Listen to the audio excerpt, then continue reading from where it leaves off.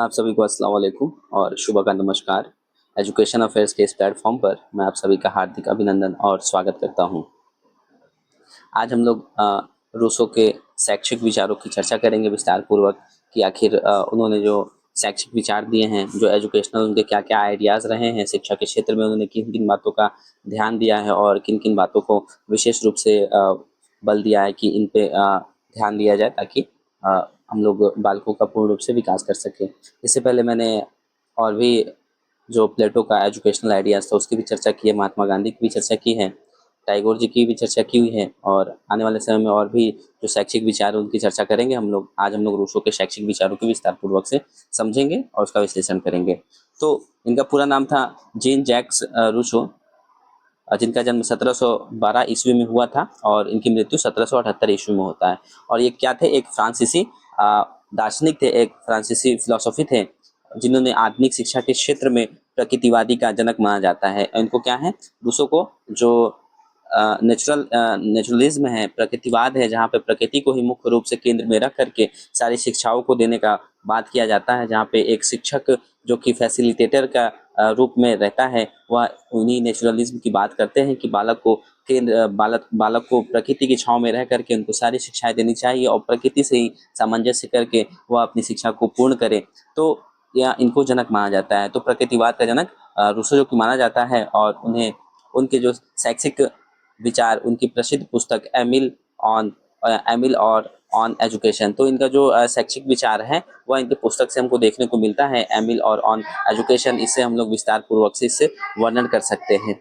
और रूसो ने जो होता है शिक्षा को एक प्राकृतिक प्रक्रिया के रूप में देखा है कि जो एक एजुकेशन है वह क्या है, एक तरीके से एक प्राकृतिक प्रक्रिया है, ना कि उस पे एकदम मैनमेड हो। मतलब प्रकृति की छाँव में रह करके ही एकदम बालक को पूर्ण रूप से स्वतंत्र रह करके छोड़ देना चाहिए। वो अपने माइंड से, अपने खोज से और अपने जो भी इर्द-गिर्द है एक्सप्लोर करके वो क्या करे, अपने जो अपना विकास है और चीज़ों को वह सीखे और अपना विकास जो होता है सहज तरीके से करे। और रूसो के विचारों ने जो पारंपरिक शिक्षक केंद्रित शिक्षा प्रणाली को चुनौती दी है और बाल केंद्रित शिक्षा की एक नींव रखने का कार्य किया है। और उन्होंने जो पारंपरिक एक चली आ रही थी शिक्षा प्रणाली, जहाँ पर शिक्षक केंद्र में रह करके सारी चीज़ों का निर्माण कर रहा था, अपने अनुसार विधियों का प्रयोग कर रहा था, अपने अनुसार बालकों का विकास करने का प्रयत्न कर रहा था, तो इसका वह विरोध करते हैं, उसको यह चुनौती देते हैं। और यहाँ किस चीज़ की बात करते हैं? जो चाइल्ड सेंटर एजुकेशन है, इसकी यह बात करते हैं कि शिक्षा के जो केंद्र में है वह बालक को ही रख करके हमारे पाठ्यचर्या का निर्माण करना चाहिए ताकि उनका सर्वांगीण विकास हो सके। आइए हम लोग इनके मुख्य विशेषताओं को समझते हैं, इनके शैक्षिक विचारों की कि क्या-क्या इनके विशेषताएँ थी। तो इनमें निम्नलिखित विशेषताएँ हैं जो यहाँ पे लिखे हुए हैं। सबसे पहले इनका क्या विचार है कि प्रकृति के साथ शिक्षा की एजुकेशन विथ नेचर। इनका क्या कहना था रूसो का कि सबसे महत्वपूर्ण सिद्धांत क्या है कि सब कुछ अच्छा है जैसा कि यह निर्माता के हाथों में आता है, लेकिन मनुष्य के हाथों में सब कुछ बिगड़ जाता है। तो उनका क्या मानना था कि बच्चे जो जन्म से ही अच्छे होते हैं और उन्हें समाज के जो दूषित प्रभाव से दूर प्रकृति के सानिध्य में शिक्षा देनी चाहिए, है ना? तो जो बालक है वो जन्म से क्या होता है, बहुत ही अच्छे होते हैं। उन्हें जो दूषित समाज है उनसे दूर रख करके एक ऐसे वातावरण में उनको शिक्षा देनी चाहिए जहाँ उनका पूर्ण रूप से विकास हो सके। जैसे उदाहरण के तौर पे अगर हम लोग समझें तो रूसो ने क्या किया, अपने काल्पनिक छात्र एमिल को, उनका एक छात्र है जो कि एमिल है, उनको शहर से दूर रखा और एक ग्रामीण परिवेश में रख करके पहले वह उसको शिक्षा देते हैं। और उन्हें एमिल को पेड़-पौधे, जानवरों और प्रकृति की घटनाओं से सीधा सीखने दिया जाता है, बजाय इसके कि उसे एक विषय में के बारे में केवल किताबों में पढ़ाया जा सके। तो उन्होंने क्या किया कि एमिल, उनका एक स्टूडेंट रहता है, उनको ग्रामीण परिवेश में ले जा करके रखते हैं और वहाँ पे पेड़-पौधे हो गए, जानवर हो गए, उसकी वहाँ शिक्षा देते हैं। और इसके बजाय क्या कि उनको किताबों की शिक्षा से दूर रख करके जो प्रकृति में वह अपने क्या बोलते हैं, वह अपने जैसे कि सेंसर ऑर्गन से, जो सेंसरी ऑर्गन है उनका, उससे वह देख करके सीखे तो वह क्या होता है, बहुत देर तक रहता है। तो उन्हें प्रकृति के साथ शिक्षा की बात कही है।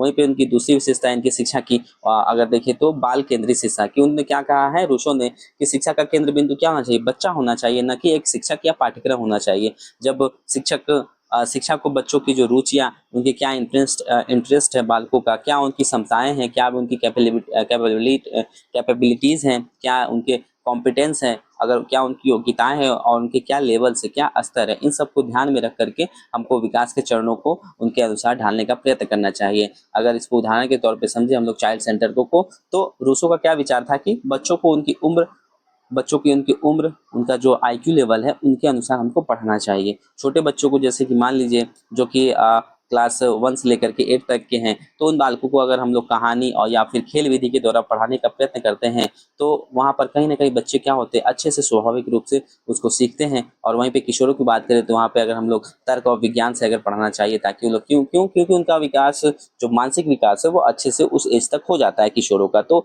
इन सब चीज़ों को ध्यान में रख कर के जो बालक का मानसिक स्तर हो गया, उसकी क्षमता हो गई, तो इन सबको ध्यान में रख करके उनके इंटरेस्ट को, उनकी क्षमताओं को उनको हमको एजुकेशन देना चाहिए ताकि उनका विकास अच्छे से हो सके। फिर यहाँ पे जो एक नकारात्मक शिक्षा की वह बात करते हैं कि यह रूसो का क्या एक क्रांतिकारी और अक्सर गलत समझा जाने वाला एक सिद्धांत बताया जाता है, नेगेटिव एजुकेशन। बट ये इसमें क्या है कि नकारात्मक शिक्षा का क्या मतलब है, बच्चों को कुछ ना पढ़ाना नहीं, ठीक। नकारात्मक शिक्षा का ये मतलब नहीं है कि बच्चों को कुछ नहीं पढ़ाना। इसका क्या मतलब है कि जो बच्चों के दिमाग में जो गलत आदतें हैं और जो उनके विचार हैं, उनको दूर रखना चाहिए। तो यह नकारात्मक शिक्षा है। नकारात्मक शिक्षा का ये मतलब नहीं कि उनको नेगेटिव शिक्षा दे या गलत शिक्षा दे। इसका मतलब ये है कि जो उनकी आदत है, उनके जो विचार हैं, जो मतलब कि बैड थॉट्स है, उससे उनको दूर रखना चाहिए। इस शिक्षा में जो बालक हैं, इस शिक्षा में जो शिक्षक क्या करते हैं, बच्चों के सीखने की प्रक्रिया में सीधे हस्तक्षेप नहीं करते हैं, बल्कि उन्हें क्या करते हैं, एक ऐसा वातावरण, एक ऐसा एनवायरनमेंट देने का काम करते हैं जहाँ पे बच्चा अपने स्वयं से सीखने का कार्य करता है। तो यहाँ पे टीचर क्या हो जाता है, एज अ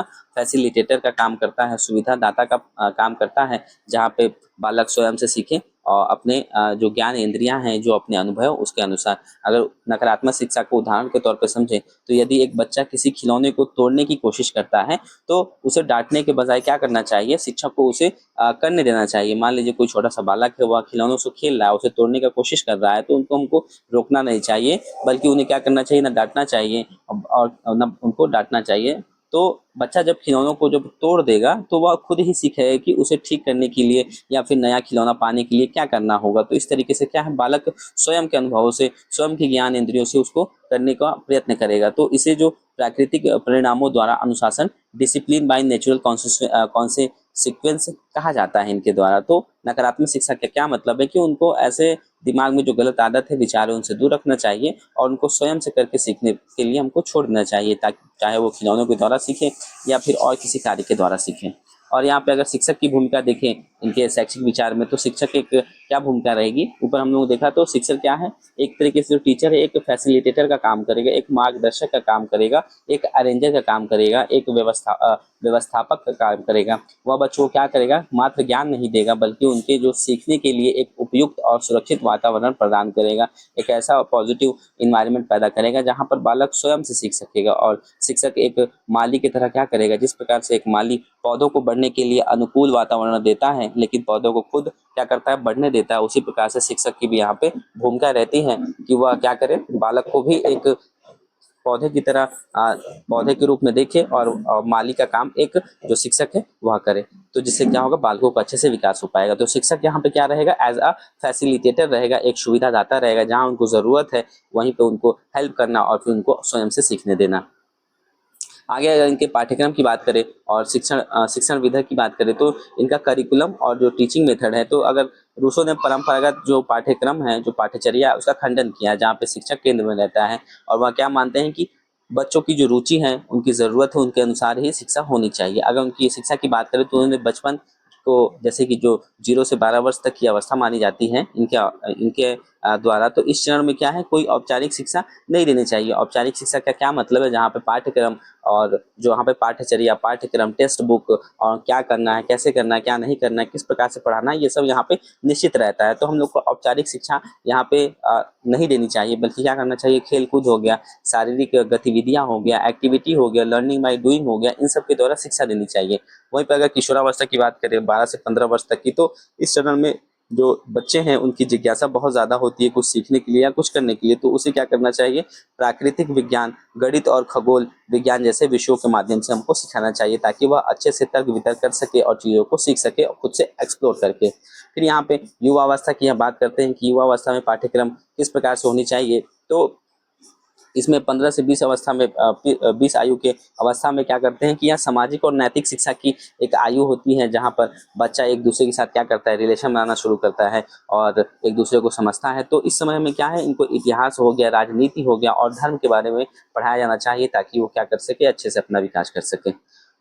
आगे अगर हम लोग वर्तमान में रूसो के जो शैक्षिक विचारों की प्रासंगिकता और आलोचना की बात करें, तो वर्तमान समय में क्या इनकी शिक्षा कहाँ पे अप्लाई हो रही है, इनकी क्या प्रासंगिकता है वर्तमान में। तो अगर देखा जाए तो सबसे पहले प्रासंगिकता है इनका कि यह बाल केंद्रित शिक्षा की बात जो उन्होंने कही थी, आज भी हमको देखने को मिलती है वर्तमान समय में, कि आज की जो आधुनिक शिक्षा प्रणाली है वह रूसो के विचारों से प्रभावित है, क्योंकि आज वर्तमान में जो पाठ्यचर्या है वह बालक को केंद्र में रख करके ही बनाया जाता है। फिर इनका प्रासंगिकता हमको देखने को मिलता है लर्निंग बाय डूइंग, जहाँ पे बालक क्या करता है, स्वयं से किसी चीज को करके सीखने पे बल देता है। और यहाँ पे एक शिक्षक क्या है, एक फैसिलिटेटर का कार्य करता है और बालक स्वयं से सीखता है। फिर इनका क्या प्रासंगिकता है इनके विचारों की प्राकृतिक विकास की, बालक क्या करता है, यहाँ पे उनके जो स्वाभाविक गति से सीखने उनको देना चाहिए। जो बालक है उनको प्रकृति में छोड़ करके कि स्वयं के इंद्रियों से, स्वयं के अनुभव से वह सीखे, जो कि आज भी हमको देखने को मिलता है, जहाँ पे बालक स्वयं से करके सीखने पे बल देता है।